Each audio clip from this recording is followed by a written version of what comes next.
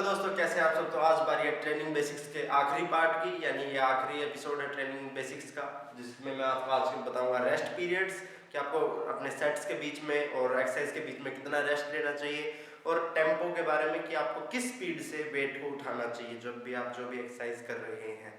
तो ये सबसे कम इम्पोर्टेंट चीज़ है, जैसे कि बताया कि जो पिरामिड था कि जो सबसे बेस है वो सबसे ज़्यादा इम्पोर्टेंट है। तो ये सबसे ऊपर दो चीज़ें आती है, रेस्ट पीरियड और टेम्पो।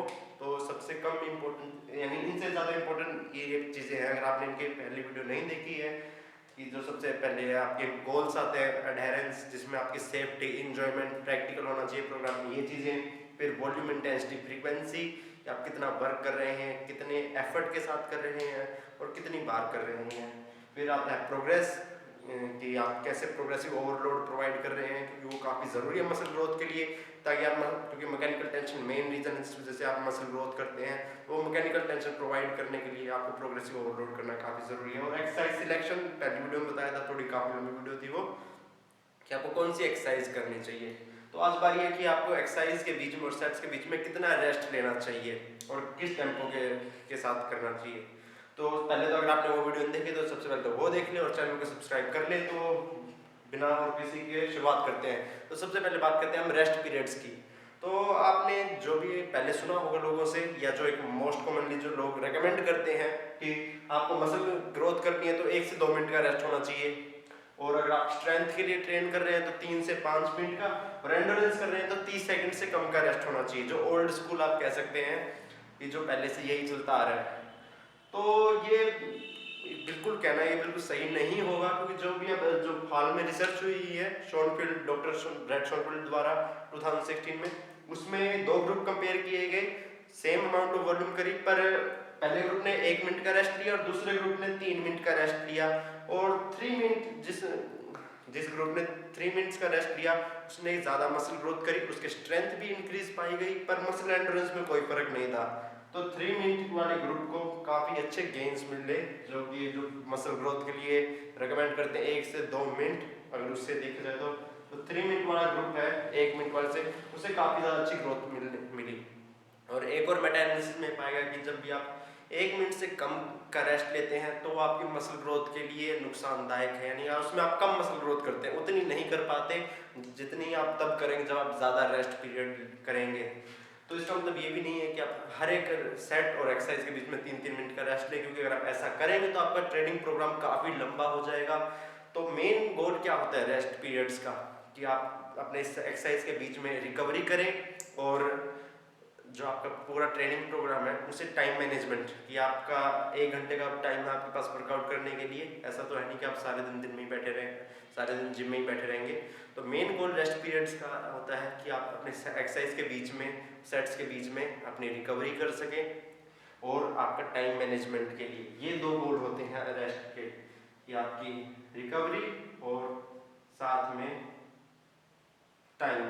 तो इन चीज़ों को ध्यान में रखते हुए प्रैक्टिकल रिकमेंडेशंस होंगी कि जब भी आप कोई भी हैवी एक्सरसाइज करते हैं, जैसे कंपाउंड मूवमेंट्स करते हैं, उसमें आपको ज़्यादा रेस्ट चाहिए, क्योंकि आप उसमें ज़्यादा मसल ग्रुप को इन्वॉल्व कर रहे हैं, उसमें आप ज़्यादा फटीग प्रोड्यूस कर रहे हैं।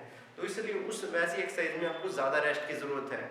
और ये जो मेन रीज़न है जिस जिस वजह से जो 3 मिनट के ग्रुप को, या जिस ग्रुप ने दूसरे मेटाएनालिसिस में, कि जिस ग्रुप ने 1 मिनट से ज़्यादा का रेस्ट लिया उसे ज़्यादा मसल ग्रोथ इसलिए देखने को मिली क्योंकि वो इस वजह से ज़्यादा अच्छी वॉल्यूम परफॉर्म कर पाया।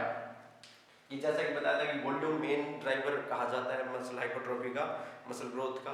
वो इसी वजह से, क्योंकि जो पहला ग्रुप था, अगर मैं बेंच प्रेस कर रहा हूँ, पहला सेट मैंने 80 केजी के साथ किया, उसमें मैं 8 रैप्स कर पाया, और बिल्कुल 1 मिनट के रेस्ट के बाद मैं दोबारा एक्सरसाइज वही बेंच प्रेस दूसरा सेट करने लग गया। तो उसमें मैं बिल्कुल 4 या 5 या इससे भी कम कर पाऊंगा, क्योंकि मैंने रेस्ट काफ़ी कम लिया। और बजाय कि जब मैं 2-3 मिनट का रेस्ट लूँगा तो क्या पता मैं दोबारा उसकी 6-7 इतनी रैप्स कर सकूँ, जिससे कि मेरी वॉल्यूम इंक्रीज हुई। तो यही मेन रीज़न था जिस वजह से जो जिसने इस ग्रुप ने ज़्यादा रेस्ट लिया वो उन्होंने ज़्यादा मसल ग्रोथ देखने को मिली। तो मेन जो रेस्ट पीरियड्स का काम होता है कि वो है कि आप रिकवरी करें अपने सेट्स के बीच में, और ताकि दोबारा अच्छी तरीके से एक्सरसाइज को परफॉर्म कर सके। तो ये ध्यान रखिए कि रेस्ट पीरियड का मेन गोल क्या होता है, और टाइम मैनेजमेंट, क्योंकि अगर आप हर एक एक्सरसाइज के बीच में ज़्यादा रेस्ट लेंगे तो ज़्यादा लंबा वर्कआउट हो जाएगा। क्या आप बीच में ही कूल डाउन, ऐसे स्लगिश फील करने लग जाए, लेजी फील करने लग जाए कि इतना रेस्ट हो गया कि अभी भी मैं एक्सरसाइज नहीं कर पाया, जो आपका पंप था वही चला जाए सेट्स के बीच में, तो वो भी हम नहीं चाहते हैं। और ऐसा नहीं चाहते कि आपका वर्कआउट बिल्कुल 2 घंटे का हो जाए। तो इसलिए जो प्रैक्टिकल रिकमेंडेशन होती है, जब भी आप कंपाउंड मूवमेंट्स करते हैं उसमें आपको थोड़ा ज़्यादा रेस्ट लेना चाहिए, क्योंकि आप ज़्यादा मसल ग्रोथ को इन्वॉल्व करते हैं और ज़्यादा फोर्स प्रोड्यूस कर रहे हैं, ज़्यादा फटीग प्रोड्यूस कर रहे हैं, सेंट्रल नर्वस सिस्टम पे ज़्यादा प्रोड्यूस फटीग होती है, CNS फटीग।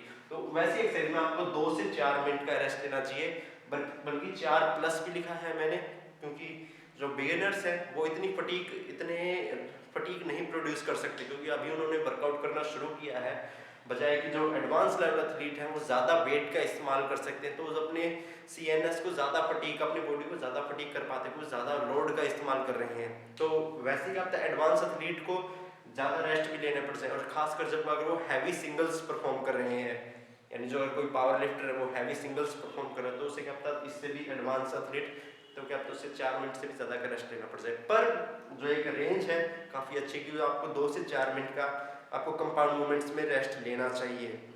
जो आइसोलेशन एक्सरसाइज आती हैं, जैसे कि मैंने अपनी पहली वीडियो में बताया था एक्सरसाइज सिलेक्शन में, कि आइसोलेशन में आप कम, जो आप एक या 2 मसल ग्रुप को ट्रेन करती हैं और इतना ज़्यादा मस्कुलेचर आप नहीं इस्तेमाल करते, तो उसमें आपको 1 से 2 मिनट का रेस्ट लेना चाहिए, क्योंकि वो इतनी ज़्यादा फटीग प्रोड्यूस नहीं कर पाती। और अगर आप इतना रेस्ट लेंगे 1 से 2 मिनट के बीच में, तो आप दोबारा उसे अच्छे तरीके से परफॉर्म कर सकते हैं। तो मेन रेस्ट पीरियड का यही है कि आपके कंपाउंड मूवमेंट्स में आप 2 से 4 मिनट का रेस्ट लें, और वो डिपेंड करेगा कि आप किस लेवल पे हैं, कि आपको थोड़ा ज़्यादा एंड रेंज में चाहिए इसके कंपाउंड मूवमेंट्स के लिए। और बेसिकली यही है कि जो मेन गोल है कि आप रेस्ट के बीच में रिकवर हो रहे हैं अपने अगले सेट से पहले, तो ये चीज़ ध्यान में रखें। अब मैंने कहते कि 2 से 4, ज़रूरी नहीं है कि यही बिल्कुल एक लक्ष्मण रेखा है, इससे थोड़ा आसपास भी हो सकता है, क्योंकि मेन गोल जो है वो ध्यान रखें कि आपका टाइम मैनेजमेंट और आपकी रिकवरी, ये ध्यान रखें कि आप सेट्स के बीच में अच्छी तरीके से रिकवर हो रहे हैं। तो क्या पता शायद आपको थोड़ा ज़्यादा रेस्ट लेना पड़े आइसोलेशन एक्सरसाइज में, तो कोई बात नहीं, पर साथ में अपने टाइम मैनेजमेंट को भी ध्यान रखें कि आपके पास कितना टाइम है। अब बात करते हैं टेम्पो की, कि आपको किस स्पीड से वेट को लिफ्ट करना चाहिए, जो कि काफ़ी है तो लास्ट पॉइंट पे कि सबसे कम इम्पोर्टेंट, पर इसका रिलेशन इस पार्ट से भी आता है कि जो आपके सबसे नीचे है इसमें भी आता है, आपकी सेफ्टी के लिए। अगर आप बिल्कुल क्या कहते हैं फास्ट टेम्पो से उठा रहे हैं, फॉर्म अच्छी नहीं है, क्योंकि अगर आपकी टेम्पो से आपकी फॉर्म भी डिसाइड होगी। अगर आप बिल्कुल ऐसे वेट झुला रहे हैं, जल्दी परफॉर्म कर रहे हैं, तो इसमें आपकी इंजरी के चांसेस ज़्यादा हैं। तो जो सबसे नीचे था उसमें हमारी सेफ्टी भी थी, आपके गोल्स में जो सबसे इंपॉर्टेंट चीज़ है, तो इससे भी कोरिलेट करता है टेम्पो। तो ये ध्यान रखें कि जब भी आप एक्सरसाइज परफॉर्म कर रहे हैं कोई भी, तो आपकी सेफ्टी काफ़ी ज़्यादा ज़रूरी है, तो इसलिए टेम्पो का रोल आता है अपने प्रोग्राम में काफ़ी, चाहे ये सबसे ऊपर भी क्यों ना हो। तो रिसर्चेस की बात करें कि आपको किस वेट से कौन सा सुपीरियर है, काफ़ी लोग कहते हैं कि आपको बिल्कुल स्लो उठाना चाहिए, क्योंकि टाइम अंडर टेंशन इंक्रीज होती है उससे, और आप ज़्यादा टेंशन इंक्रीज कर रहे हैं, ज़्यादा टाइम अंडर टेंशन है, यानी टेंशन के अंडर ज़्यादा टाइम हो रहा है आपके, तो आप उसमें ज़्यादा मसल ग्रोथ करेंगे।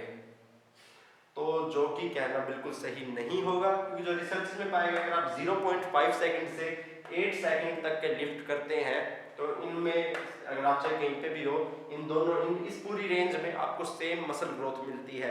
जैसा कि वॉल्यूम वाले पार्ट में बताया था कि जब आपकी वॉल्यूम मैच कर देते हैं, चाहे आप कौन सा भी स्प्लिट इस्तेमाल कर रहे हो, upper lower push pull legs या फिर ब्रो स्प्लिट, तो आपको लगभग सेम आपको ग्रोथ मिलती है, चाहे आप 0.5 सेकंड के टेम्पो से उठाएं या फिर 8 सेकंड, यानी 8 सेकंड में 4 सेकंड नीचे 4 सेकंड ऊपर, 0.5 बिल्कुल जल्दी आप वेट उठाएं, तो आपको उसमें सेम मसल ग्रोथ मिलेगी, अगर आप चाहे इनके बीच में या इन दोनों के अलग अलग इन्हें ट्रेन करें।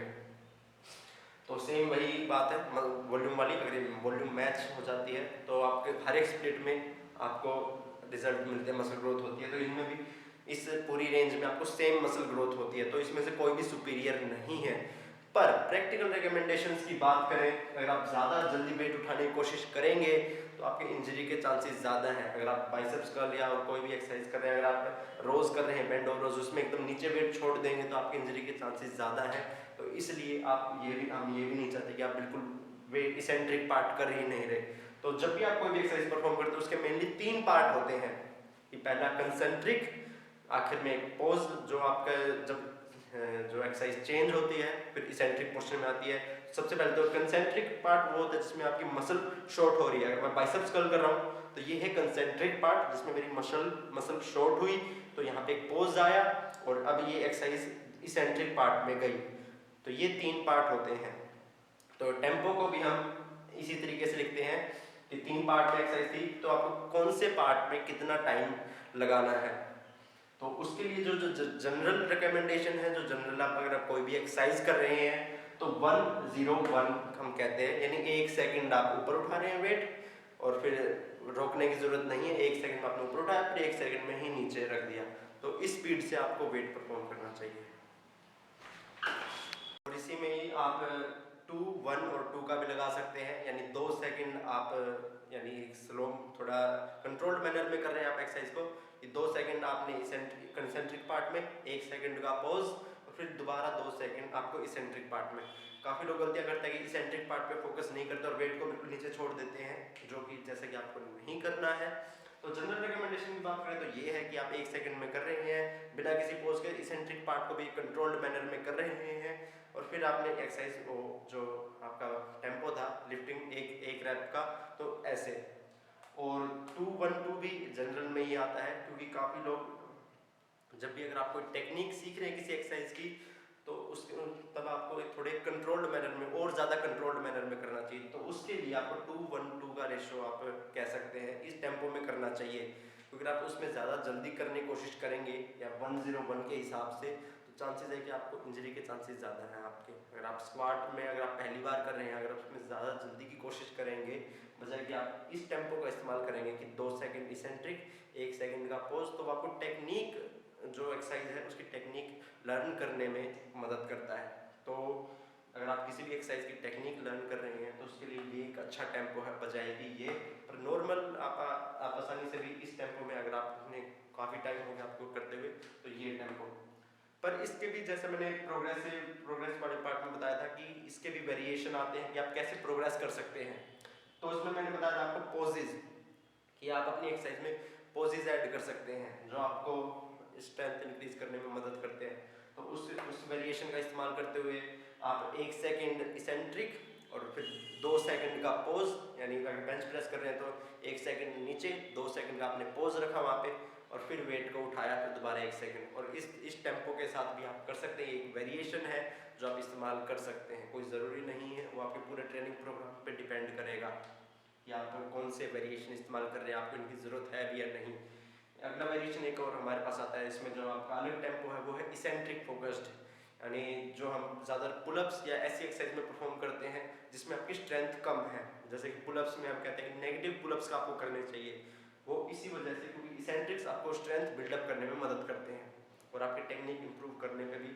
और अगर आप स्क्वाट्स में अगर आप अच्छे तरीके से परफॉर्म नहीं कर पा रहे तो इसेंट्रिक स्क्वाट यानी स्लो आप कर रहे हैं, इसेंट्रिक पोर्शन जब नीचे जा रहे हैं उसे स्लो करने में और फिर एकदम ऊपर उठने में, तो आपको टेक्निक लर्न करने में भी मदद करता है और आपकी स्ट्रेंथ बिल्डअप भी करता है। तो उसके लिए जो टेम्पो रहता है वो रहता है कि नॉर्मली इसे ये चेंज भी हो सकता है कि आप कैसे वो कर रहे हैं एक्सरसाइज। पोजेज में भी आप 3 सेकंड के पोजेज कर सकते हैं, फिर 2, फिर 1 ऐसे, या फिर पहले 1 सेकंड का पोज था सेम वेट के साथ, फिर उसी वेट के साथ 2 सेकंड का पोज, उसी वेट के साथ 3 सेकंड का पोज, ऐसे आप कर सकते हैं जो भी प्रोग्रेसिव ओवरलोड प्रोवाइड करेगा आपकी ट्रेनिंग पे। तो इसेंट्रिक्स के लिए जो एक मोस्ट कॉमनली जो होता है आप लगा सकते हैं कि 3 सेकंड नीचे वेट को करते हुए और फिर 1 सेकंड का पोज या फिर कोई भी 0 सेकंड का पोज, फिर आपका इसेंट्रिक पार्ट। इसेंट्रिक में यानी फिर आपका कंसेंट्रिक पार्ट। तो आप ऐसे कर सकते हैं। अगर आपका मेन गोल है स्पीड, आप पावर के लिए या फिर स्पीड या फिर पावर के लिए ट्रेन कर रहे हैं तो आपका गोल होना चाहिए कि आप जितनी जल्दी हो सके उतनी जल्दी एक्सरसाइज को परफॉर्म कर रहे हैं, क्योंकि पावर का यही गोल होता है। पावर का मतलब होता है कि जल्दी से जल्दी ज़्यादा से ज़्यादा फोर्स प्रोड्यूस करना। स्पीड का गोल होता है कि जल्दी से जल्दी स्पीड इंक्रीज करना, आपकी जो भी आपका मोमेंटम या आप बार को उठा रहे हैं, किसी वेट को उठा रहे हैं उसे स्पीड से उठाना है, अपनी बॉडी को जल्दी स्पीड से आगे लेके जाना। तो पर पावर का गोल होता है, पावर का मतलब होता है कि जिसमें आप फोर्स जल्दी से जल्दी ज़्यादा से ज़्यादा फोर्स भी प्रोड्यूस कर रहे हैं। स्पीड में सिर्फ स्पीड होती है, फोर्स नहीं होती। और पावर में आपकी फोर्स भी होती है। तो पर इन दोनों में मेन गोल यही होता है कि जल्दी से जल्दी आप एक्सरसाइज को परफॉर्म करें। अगर आप पुशअप्स में क्लैपिंग पुशअप्स कर रहे हैं या फिर एक्सप्लोसिव पुशअप्स कर रहे हैं तो आपका मेन गोल होना चाहिए आप जितना जल्दी हो सके उतना जल्दी एक्सरसाइज को एक एक्सप्लोसिव पार्ट में कर रहे हैं। तो इसके लिए आप 101 या फिर इससे भी आप कम लगा सकते हैं लिफ्टिंग टेम्पो, अगर आपका मेन गोल स्पीड या फिर पावर है। बल्कि इससे भी अगर आप कम लगा सकते हैं कि 0.5 सेकंड, तो उस वजह से मैंने सिर्फ इसमें 101 ही किया, यानी जल्दी से जल्दी आप एक्सरसाइज परफॉर्म करने की कोशिश कर रहे हैं, इसे आप 1 से भी कम लगाए चाहिए। तो एक और चीज़ जो मैं कहते हैं कि आपको टाइम अंडर टेंशन के लिए काफ़ी लोग कहते हैं कि आपको लिफ्टिंग टेम्पो ज़्यादा स्लो करना चाहिए अगर आपको मसल ग्रोथ करनी है, क्योंकि उससे टाइम अंडर टेंशन इंक्रीज होगा।